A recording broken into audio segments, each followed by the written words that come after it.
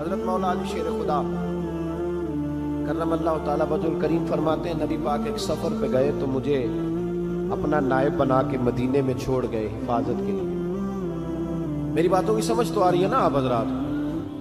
حضور مجھے چھوڑ گئے، کہتے ہیں میرے پاس مال غنیمت کے تھوڑے سے پیسے تھے، میں سونے کا ایک ہار لایا، ایک لاکٹ لایا، سیدہ فاطمہ کو تحفہ دیا پہلی دفعہ، سونے کا ہار انہوں نے پہن لیا۔ نبی پاک علیہ السلام کا طریقہ مبارکہ یہ تھا کہ حضور جب سفر پہ جاتے تھے تو سب سے آخر میں سیدہ فاطمہ کے گھر جاتے، اور جب واپس آتے تو سب سے پہلے آتے، سب سے پہلے۔ حضرت علی کہتے ہیں قاصد آیا، اس نے آ کے بتایا کہ کل نبی پاک واپس آ جائیں گے۔ سیدہ فاطمہ بڑے دنوں سے انتظار کر رہی تھی کہ حضور آئے نہیں، اتنے دن ہو گئے۔ جب جا کے بتایا نا کہ کل حضور آئیں گے تو کہتے سیدہ نے صبح سے صفائیاں شروع کر دی، کھانا پکایا اپنے محبوب کے لیے، حضور کے لیے بہترین کھانا بنایا اور بہت ساری تیاری کی۔ کہتے ہیں حضور آئے، حسب روایت حسب عادت، وہی مبارک عادت جو محبوب کی ہمیشہ سے تھی، نبی پاک آئے، پہلا قدم سیدہ فاطمہ کے گھر میں رکھا، السلام علیکم کہا، اور سیدہ نے وعلیکم کہا تو حضور نے ان کا چہرہ دیکھا تو واپس چلے گئے۔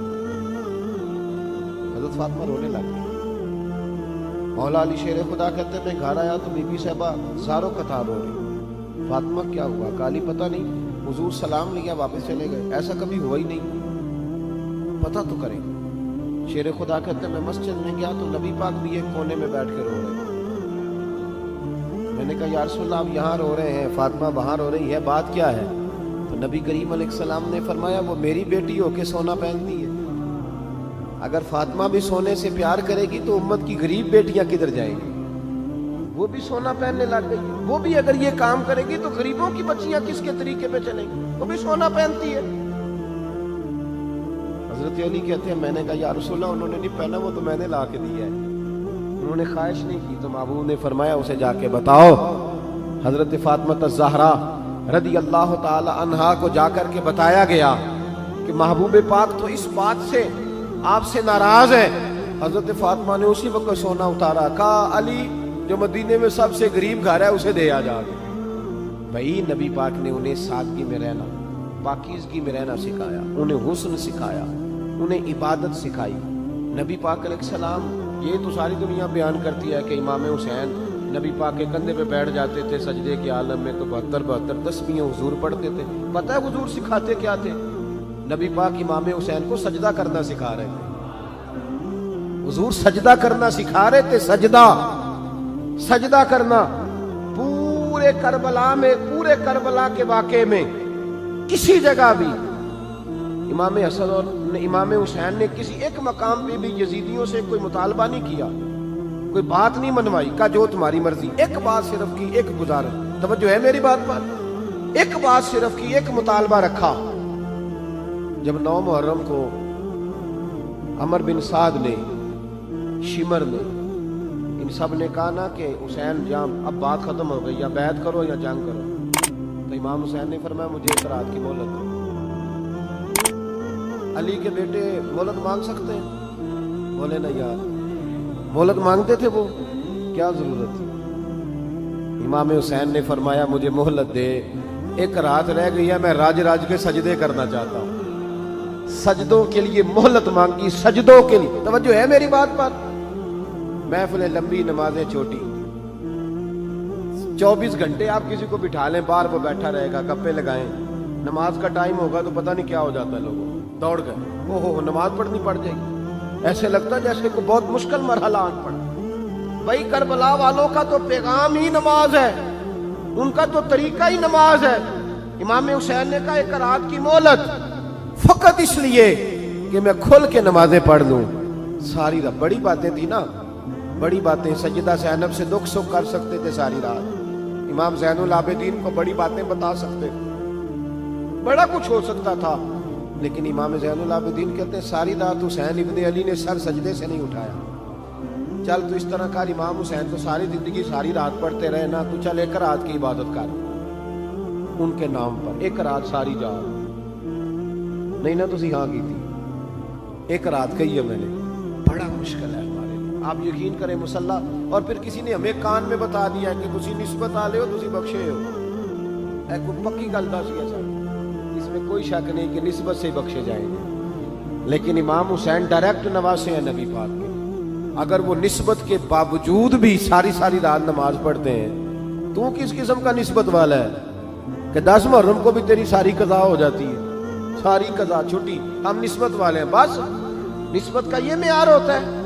نسبت کا معیار یہ ہوتا ہے کہ جو محبوب نے کیا وہ ہم نے کر کے چھوڑنا ہے، وہ کام کرنا ہے. اور پھر اہل بیت نبوت کا اسوہ حسنہ پڑھتا ہے. بڑی گمراہی آ گئی ہے امت میں. اب جو بچی ایم اے ایم بی اے کر لیتی ہے وہ سب سے پہلے یہ مطالبہ کرتی ہے کہ ہمارے حقوق برابر کے. اسلام نے عورت کو برابر کے حقوق نہیں دیے، عزت والے حقوق دیے. کون سے حقوق دیے بولیے؟ میں ایک یونیورسٹی میں تھا تو ایک بچی نے پیغام دیا، کہنے لگی جی، بچیاں بھی تھی پردے میں بیٹھی ہوئی، لیکچر یونیورسٹی میں ہو رہا تھا، تو اس نے کہا جی عورت کا تو گھر ہی کوئی نہیں ہوتا، عورت کا تو گھر ہی کوئی نہیں، تو ہم کدھر جائیں؟ میں نے کہا چلیں ادیبانہ انداز میں یہ بات درست ہے لیکن حکیمانہ انداز میں درست نہیں. عورت کی تو اللہ تعالیٰ نے ذمہ داری بڑی شاندار رکھی ہے. جب تک باپ جوان ہوتا ہے نا، توجہ ہے میری بات پر، جب تک باپ جوان ہوتا ہے تو بیٹی اس کے گھر رہتی ہے. اور جب بچی جوان ہوتی ہے، ابا تھوڑا بوڑھے ہونے لگتا ہے نا، تو اللہ تعالیٰ خامد کی ڈیوٹی لگا دیتا ہے عورت پر. اور جب خامد تھوڑا بوڑھا ہونے لگ جاتا ہے تو بچے جوان ہو جاتے ہیں. تو میں نے کہا بی بی تو سمجھی نہیں، تو کہتی ہے میرا گھر کوئی نہیں. رب کریم نے تو تیرا محافظ ہمیشہ جوان آدمی کو رکھا ہے، جوان کو، کبھی باپ کو، کبھی بھائی کو، کبھی بیٹے کو، کبھی شوہر کو. تو یہ کیسے؟ اسلام نے تو تیرے لیے جوان خون تیرا محافظ رکھا اگر تو سمجھے. حضرت فاطمہ نے ساری زندگی پردے میں گزاری، ان کا ننگا سر کبھی سورج نے بھی نہیں دیکھا. یہاں اللہ خیر کرے دینداروں کی بچیاں پردہ نہیں کرتی، حاجیوں نمازیوں کی بچیاں پردہ نہیں کرتی. کپڑے استری نہ ہو تو گھر میں جھگڑا شروع ہوتا ہے، اور بی بی پردہ نہ کرے تو پرواہ کوئی نہیں. حضرت عبداللہ بن سہل ایک تابعی بزرگ ہے، نام یاد رکھنا. عبداللہ بن سہل کہتے ہیں سیدہ زینب جب کربلا سے واپس آئیں تو وہ میری پڑوسن تھی. 15 سال کہتے ہیں میں ان کا پڑوسی رہا ہوں. 15 سال، 15، امام شورانی نے اس کو لکھا ہے، 15 سال میں حضرت زینب کا پڑوسی رہا. کبھی ہوتا ہے نا کہ بی بی برقع پہن کے باہر نکل آتی ہے، بازار جانا ہے، دوائی لینی ہے، کوئی کام ہے. کہتے ہیں 15 سال میں پڑوسی رہا، پر میں نے پردوں میں چھپی ہوئی زینب بھی کبھی نہیں دیکھی. ہوتا نا برقعے میں بندہ بی بی دیکھ لیتا، میں نے پردے میں چھپی ہوئی بھی بی بی کبھی نہیں دیکھی. تو کربلا والوں کا تو طریقہ پردہ ہے، ان کا طریقہ، اب آخری بات سنیں، کربلا والوں کا طریقہ حوصلہ ہے، ہمت ہے. ہمارے ہاں نا خودکشیاں عام، جھگڑا عام، لڑائی عام. اس کی وجہ یہ کہ حوصلہ کوئی نہیں.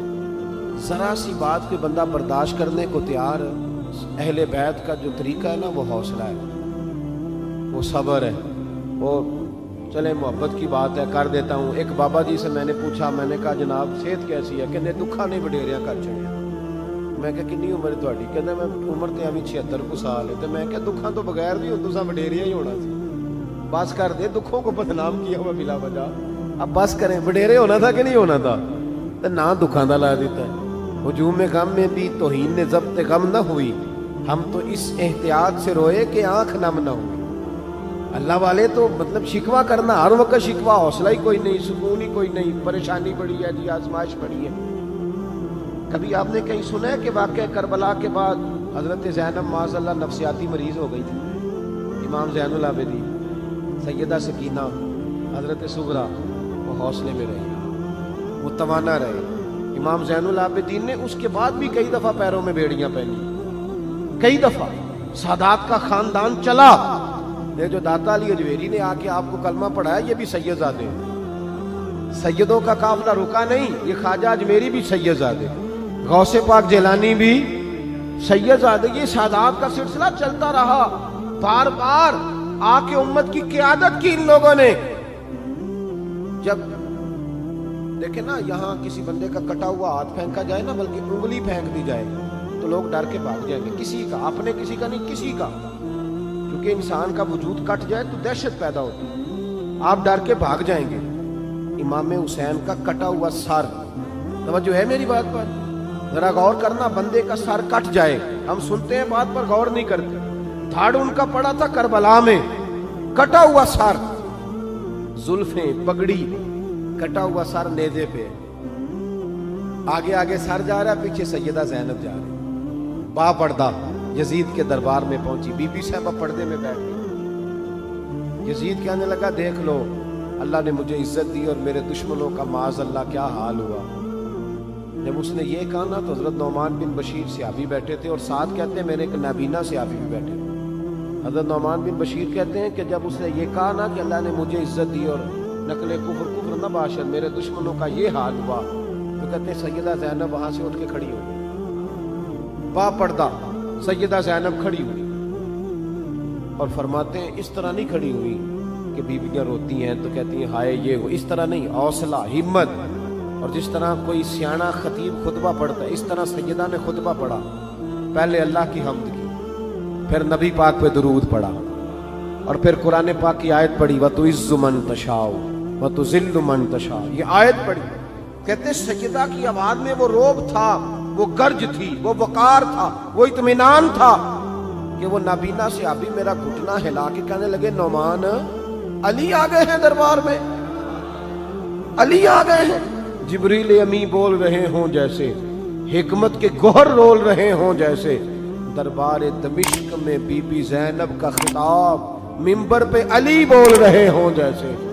کہا یہ تو حضرت علی کی آواز، علی آ گئے کیا، علی آ گئے۔ سیدہ زینب فرمانے لگی یزید تیری حکومت ہے، تو کہتا ہے کہ اللہ نے تجھے عزت دی، ذرا وقت بدلنے دے، ذکر تیرا بھی ہوگا پر تجھ پر لوگ لعنت برسائیں گے، اور جب میرے حسین کا ذکر ہوگا تو خطیب جمعے کے خطبے میں ذکر کیا کریں گے، خطبوں میں میرے نام۔ بھائی حوصلہ پیدا کرے زندگی میں، ہمارے اندر حوصلہ نہیں رہا، حوصلہ نہیں، توانائی نہیں، ذرا ذرا سی بات پہ ہم بگڑتے ہیں، ناراض ہوتے ہیں، اپنی طبیعتوں کو اکٹھا کریں۔ پہلا سبق یہ عرض کیا ہے کہ اہل بیت سے پیار کریں، بحث چھوڑ دیں، صحابہ سے پیار کریں اور بحث، نبی پاک کا میلاد منائیں اور بحث کرنی چھوڑ دیں۔ اور دوسری بات یہ کہ اہل بیت کا طریقہ فقر و فاقہ ہے، ان کا طریقہ سخاوت ہے، ان کا طریقہ پردہ ہے، ان کا طریقہ عبادت ہے، ان کا طریقہ حوصلہ ہے، حوصلہ مند زندگی گزاریں، توانائی والی زندگی۔